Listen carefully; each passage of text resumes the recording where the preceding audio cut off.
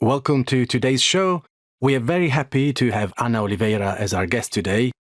Ana is the creator and founder of Homeworks, spelled with an X, we should note, an app which helps teenagers with their homework.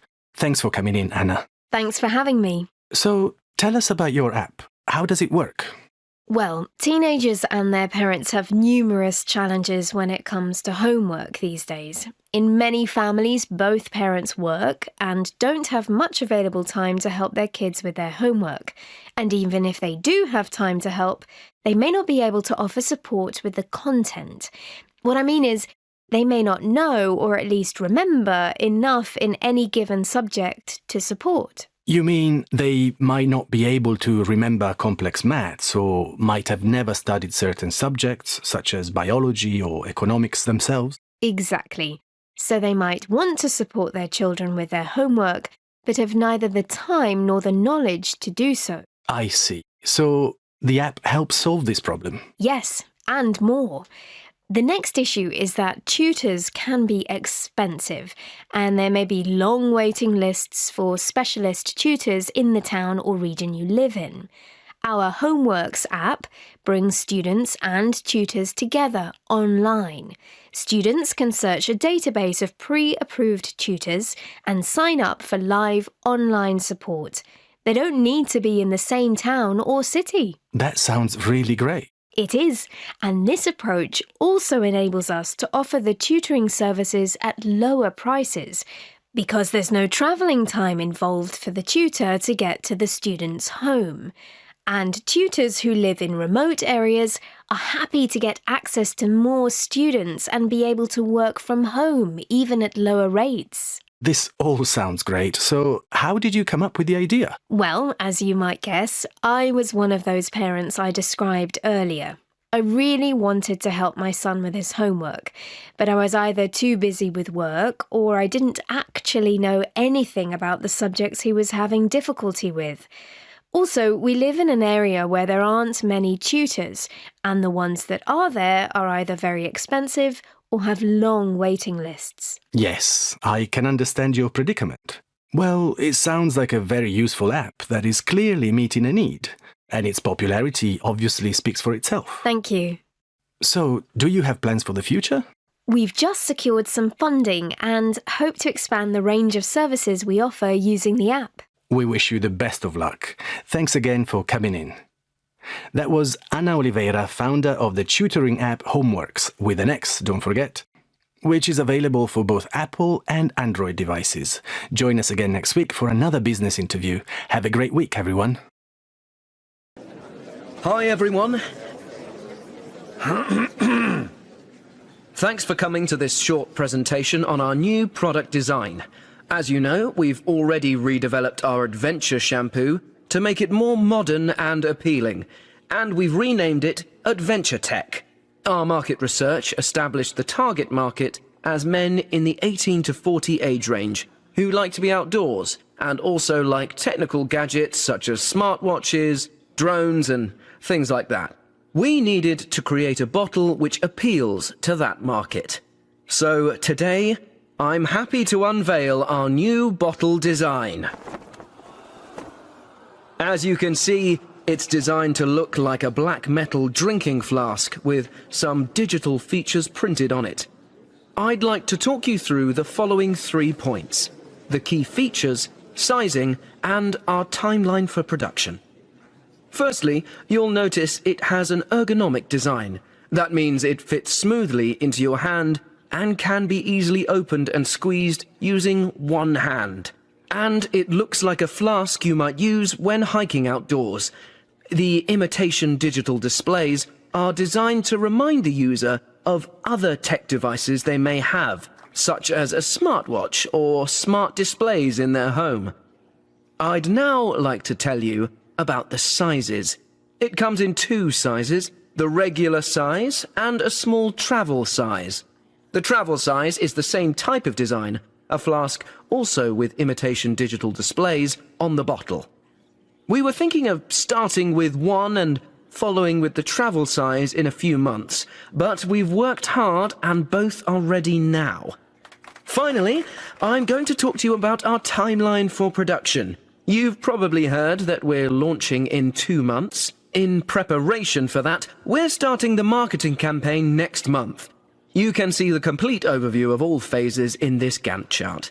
In summary, the bottle's been designed for men who like adventure and technology, and it comes in 2 sizes. The marketing campaign is starting next month, and we're launching the product in 2 months. Okay, so, any questions? Feel free to also email me for further information, in case we run out of time.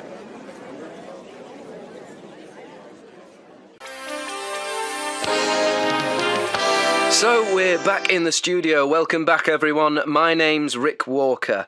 From our laptops to our televisions, from the displays on our smartphones to those on our sat-navs, we are in front of screens all the time. Have you ever wondered what it would be like to disconnect completely? To choose not to have access to the internet? If you have, you may be in need of a digital detox, a total switch off from all things digital.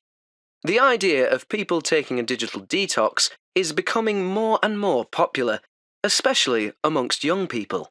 And today, we're joined by someone who's tried a number of digital detox activities and is here to give us some advice about it. Amanda Vince, welcome to the studio. Thank you very much. So, Amanda, you work for a fashion magazine in London, right? I guess your work means you need to be online a lot. Oh, yes. Apart from the hundreds of emails I get every day, I'm always browsing fashion websites as well as online videos. I also need to be very active online, especially on Twitter and Instagram, sharing what we're doing in the magazine, interacting with designers, photographers, influencers. It never stops, literally. Then, of course, there's my friends and family to keep in touch with online too, and for me, my work grew out of my passion, so friends and work colleagues aren't 2 totally separate groups of people, and it all gets a bit messy online sometimes. I think I'm online for at least 12 hours a day. So, how did you get the idea for a digital detox? I read a book about it called Log Off: How to Stay Connected After Disconnecting. The author's name is Blake Snow. That book gave me some really good advice and made me think about trying to change some of my digital habits. I started with removing distraction. What do you mean by that?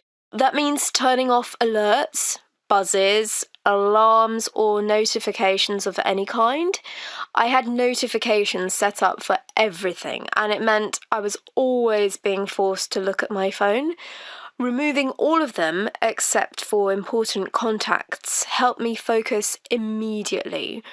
The book also made a really good point, that we should ask ourselves why every time we take out our phone.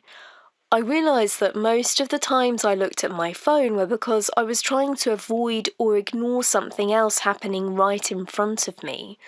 It was an automatic habit. I have to confess, that happens to me too. But what else are you going to do when you're standing in line in the bank or waiting for your train? Okay, yes, I'm the first to admit that it's great for helping time go by. But speaking personally, I found I wasn't just checking my phone to kill time when I was alone. I was also doing it with friends or family around. Right. Well, so far this doesn't sound too drastic. Turning off notifications and becoming aware of when we use our devices. That sounds easy. Yes, it's the first step. Once we begin to realise just how much of a grip our devices have on us, then we're ready to really take the next step. First, my partner and I did a weekend with absolutely no screens. She found it easier than I did. For me, it was a little bit scary at first, but it turned out to be a pretty rewarding experience. A whole weekend, huh? Well, I don't know if I could... I think everyone has to do this at their own pace. If a weekend feels too much, maybe just try for an evening. then work your way up to more. I guarantee once you've tried it, you'll want to try it again.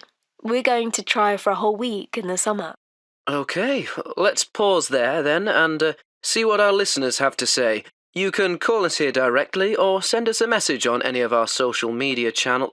Oh, should I be saying that? Anyway, more after the break. In today's lecture, we are going to be talking about experiments, and I thought it might be interesting for you all to learn about the world's oldest continuously running laboratory experiment that is still going today. In fact, it holds the Guinness World Record for being the longest running experiment. This experiment began in 1927 and has been going ever since. It's called the pitch drop experiment, and it was created by Professor Thomas Parnell at the University of Queensland, Australia. Parnell was the university's first physics professor, and he wanted to show in this experiment that everyday materials, such as pitch, can have quite surprising properties. You see, when pitch is at room temperature, it feels solid. You can easily break it with a hammer. However, it isn't in fact solid. At room temperature, pitch is many billions of times more viscous than water, but it's actually fluid. In 1927, Professor Parnell took a sample of pitch. He heated it and poured it into a glass funnel. He allowed the pitch to cool and settle for 3 years. He then turned the funnel upside down and cut the top off it. Since then, the pitch has slowly dropped out of the funnel. How slowly? Well, the first drop took 8 years to fall. It took another 40 years for another 5 drops to fall. Today, it's been almost 90 years since the experiment started. Only 9 drops have fallen from the funnel.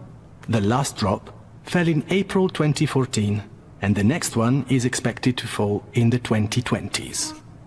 The experiment has a tragic story associated with it. Professor Parnell died without seeing a pitch drop. His replacement, Professor John Mainstone, became responsible for the pitch drop experiment from 1961. He held the job for 52 years and missed seeing the drop fall 3 times, by a day in 1977, by just 5 minutes in 1988, and finally in 2000, when the webcam that was recording the experiment suffered a power outage for 20 minutes, during which time the pitch dropped. The pitch drop experiment is something we can all participate in now. There's a live web stream that allows anyone to watch the glass funnel and wait for the fateful moment. A similar experiment to the Queensland pitch drop was set up in Dublin, and the video of the moment the pitch actually dropped went viral on the internet. It's interesting to see how a very slow event can spread news so quickly. So we think we know how to motivate people, right? Offer them a reward, do this and you'll get this. Do this faster, earn more money. Do this better than everyone else, here's a promotion. We offer incentives when we want people to do things. We do it at work, at school, even at home with our kids. Tidy your room and you can watch TV. But when social psychologists test whether incentives work, they get surprising results. Sam Glucksberg from Princeton University, America, set people a problem to solve and told them he was going to time them to see how long they took. Then he put them in 2 groups. He offered one group a reward for finishing fast, $5 for anyone finishing in the top 25%, and $20 for the person who finished the fastest of all. To the other group, he offered no incentive, but he told them he was going to use their times to calculate an average time. The first group, the ones with the reward, solved the problem faster, you'd think, right? Well, no. They actually took 3.5 minutes longer than the group who just thought they were being timed. Incentive didn't work. In fact, it made them slower. This experiment has been repeated with the same results many times. But in business, we still offer bonuses, promotions, and rewards to staff. That's fine if we want them to do something simple, like chop wood. We'll pay you more if you chop the wood faster. An incentive works then. But if we want someone to do something complex, something creative, something where they have to think, rewards don't work. They might even have the opposite result and make people perform worse. Another study by Dan Ariely showed that the bigger the reward, the worse the subjects performed on a complex task. The reward made them focus so hard on the result that they couldn't think creatively anymore. And this all matters because more and more simple jobs will become automated. We'll be left with creative, problem-solving jobs that computers will never do. And we need to find a way to motivate people to do those jobs when we've proved the traditional incentives don't work. So what does work? Giving your workers freedom. Freedom to work on the things they want to work on. Freedom to choose when, where, and how they work. Want to work from home 3 days a week? Get up late and work into the night instead? Fine. Just do the job well. And evidence shows people who choose the way they work get results. Companies that give employees time during the week to work on things that interest them and are not part of their regular job achieve amazing things. Some of the big tech companies are good examples of this, with ping-pong tables and areas to relax in.